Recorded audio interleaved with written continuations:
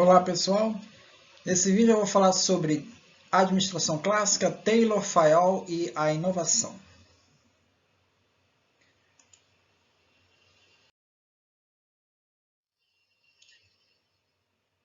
Em ciência existe um princípio básico que é o da simplificação.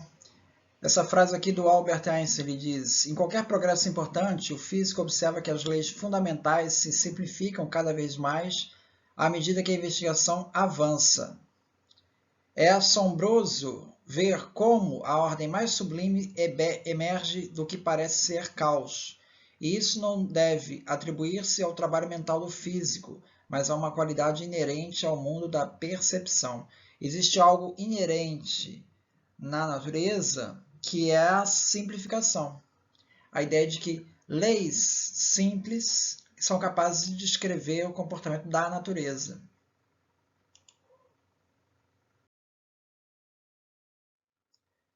O Taylor, então, pegou esse princípio e aplicou à administração.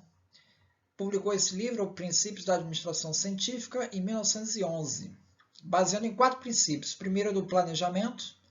Ele substitui o trabalho individual do operário por um método definido cientificamente, que vai definir tempos e ações que o operário tem que realizar. Segundo princípio, do preparo. Selecionar cientificamente os trabalhadores adequados para aquela tarefa.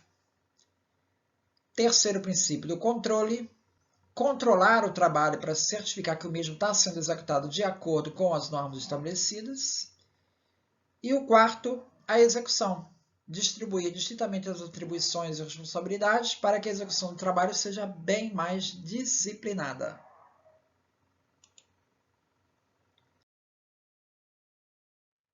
O Taylor trabalhou nessa empresa, Bethlehem Steel, e o trabalho dele foi contratado lá por causa de uma patente que ele tinha de métodos para cortar metais. Isso interessou a empresa, ele foi contratado e ele trabalhou, conseguiu otimizar o trabalho na Bethlehem Steel. O carregamento de ferro Gusa, que tinha uma produtividade de 12,5 toneladas por dia, passou para 47. Ele deu um exemplo de produtividade, como que o método dele se aplicava, né, de um trabalho anterior a Bethlehem Steel, na área de construção, em que ele mostrava que um operário conseguia assentar 960 tijolos com 17.280 movimentos, em 8 horas de trabalho por dia, com um salário de $5. Depois que ele conseguiu simplificar as tarefas de cada pedreiro, eliminar ações desnecessárias, e otimizou o trabalho, esse pedreiro conseguia assentar 2.800 tijolos por dia, quer dizer, saiu de 960 para 2.800, com apenas 14.000 movimentos. Ou seja, o trabalho diminuiu. Com isso, com os ganhos conseguidos, o salário pôde aumentar para $6,50. Ou seja, o trabalhador tem menos esforço, trabalha menos e ganha mais. O esforço é menor e ganha mais. Continua trabalhando as mesmas 8 horas, mas o esforço é menor e ganha mais. A produtividade em tijolos aumentou 290% e o salário aumentou 30%. Então ganhou a empresa, ganhou o operário, eliminou-se desperdício, otimizou o uso de recursos, sem que haja um aumento do ritmo de trabalho. Então, essa concepção de que Taylor está propondo o aumento do ritmo de trabalho não é o que se propõe a administração científica do Taylor.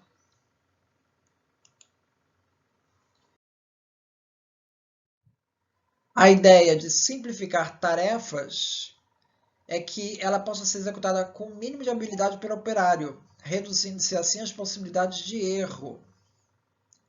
Divide-se não apenas o volume, mas a dificuldade do trabalho no intuito de otimizar o resultado final.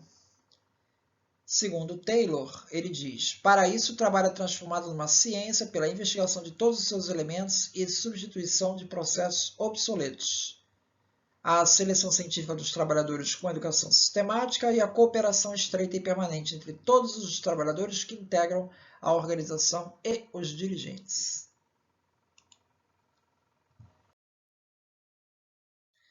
Essa ideia de especialização do trabalho, ela não é de Taylor, ela já vem antes. O próprio Adam Smith, na Riqueza das Nações, 1776, ele dava o exemplo de uma fábrica de agulhas, que conseguiu simplificar as tarefas, cada operário se especializava numa tarefa e assim conseguia aumentar o rendimento total da fabricação.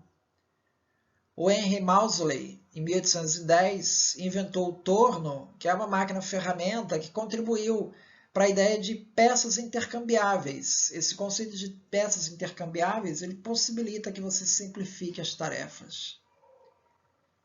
Charles Babbage também escreveu sobre isso em 1832. Samuel Colt fez a fábrica dele de revólveres também com essa ideia de peças intercambiáveis. Isso foi fundamental, começou na indústria de armamentos.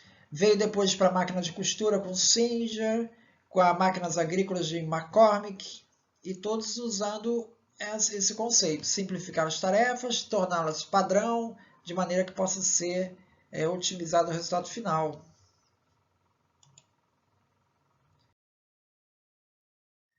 Os sindicatos não viram bem essa proposta do Taylor, né?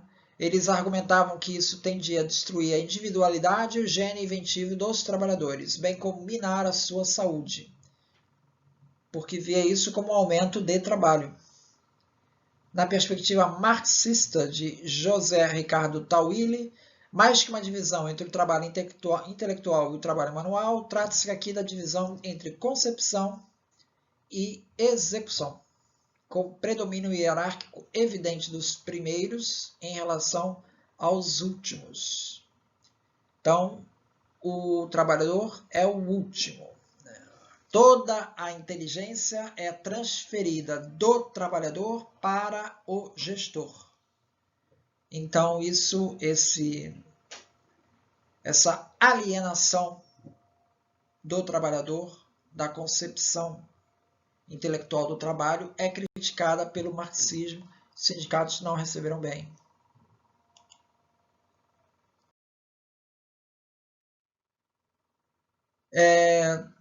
Tem um autor aqui, que é esse aqui, ó, Benedito Silva, é um livro sobre Taylor e Fayol, que ele argumenta o seguinte: se não fosse o advento da Primeira Guerra, que tornou imperativa a produção em massa e o aumento da produtividade, é provável que a administração científica, embora reclamada pela evolução industrial, não tivesse vencido a resistência dos sindicatos. Então, o que quebrou a resistência dos sindicatos foi a emergência da guerra.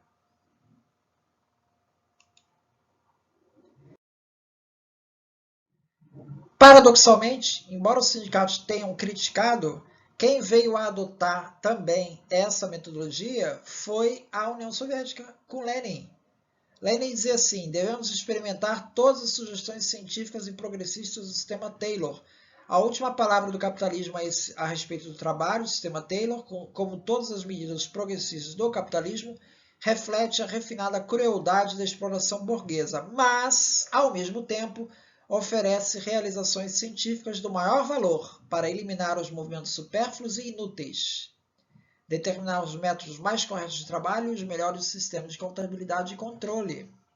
Então, a ideia de uma economia planejada, centralizada, soviética, ela incorporou esses princípios da administração clássica.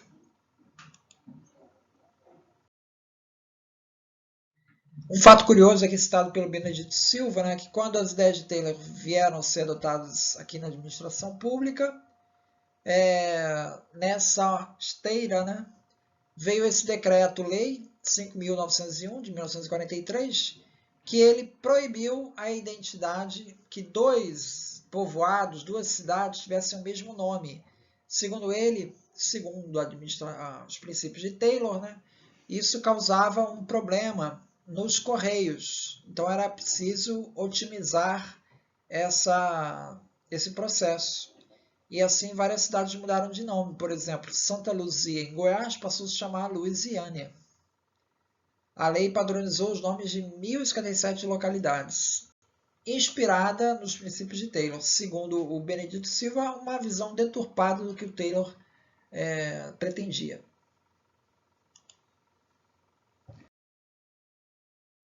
Outro nome da administração clássica, né, é o Fayol, o francês Henri Fayol.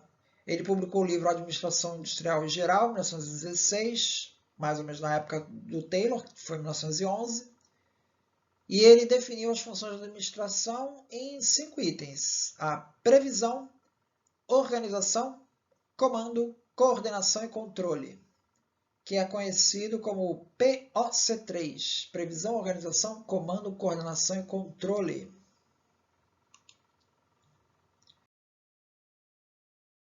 Então, nesse esquema, a coordenação tem um papel fundamental. Se a ideia é fragmentar as tarefas em tarefas menores e mais simples, a coordenação ela significa ligar, unir, harmonizar todos os esforços e todos os atos.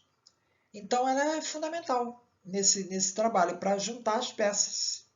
O Benedito Silva cita como exemplo o balé. Ele tem 32 passos elementares no bailado clássico.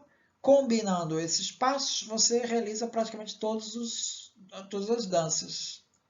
Então, Taylor conseguiu separar os movimentos elementares de todas essas operações para colocar eles em harmonia.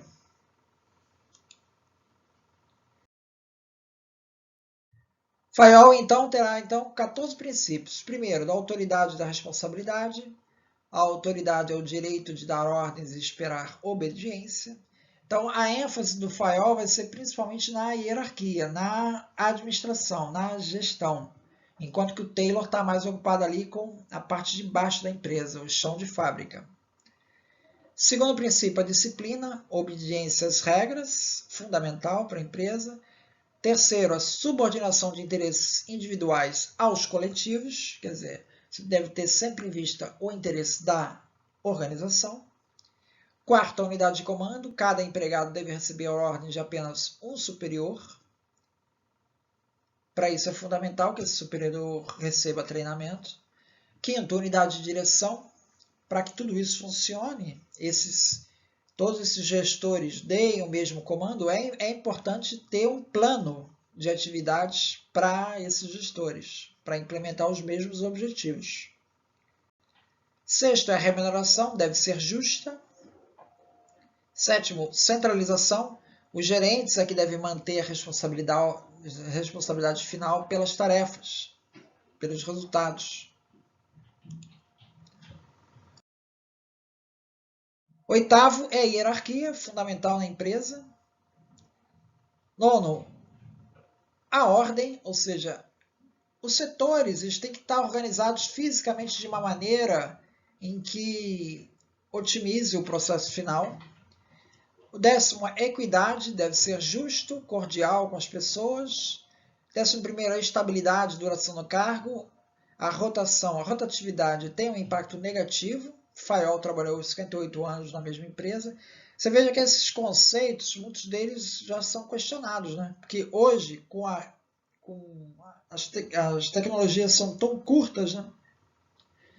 Que você prefere um profissional mais flexível, né? Um cara que vai estar se adaptando a novas funções.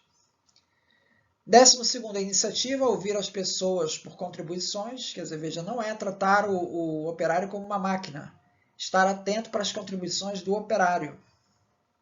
Isso na teoria, né? 13º, espírito de equipe, a harmonia, união das pessoas é fundamental para a organização. E o 14º, que vem do Fayol, divisão do trabalho, consiste na especialização das tarefas.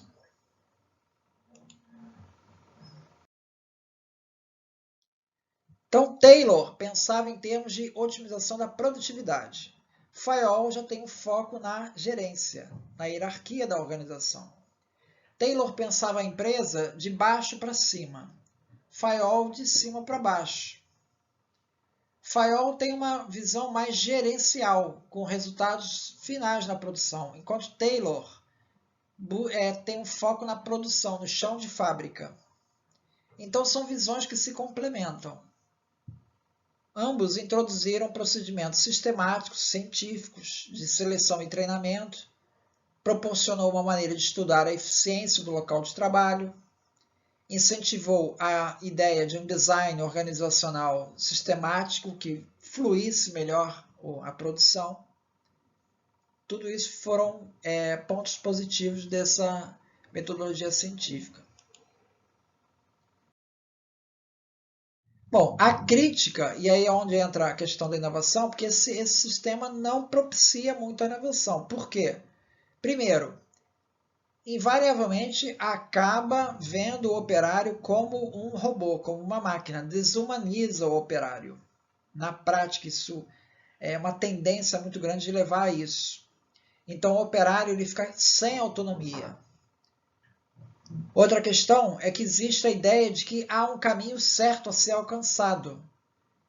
E quando na verdade você tem vários caminhos, né?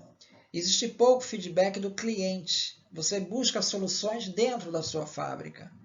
O planejamento é muito rígido, pouca flexibilidade, o que não se adequa a um sistema como o atual, que é dinâmico, que está em constante mudança.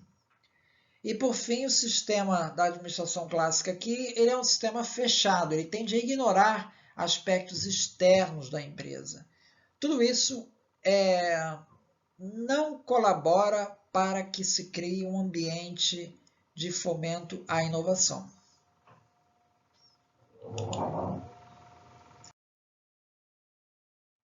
Então é isso. Muito obrigado.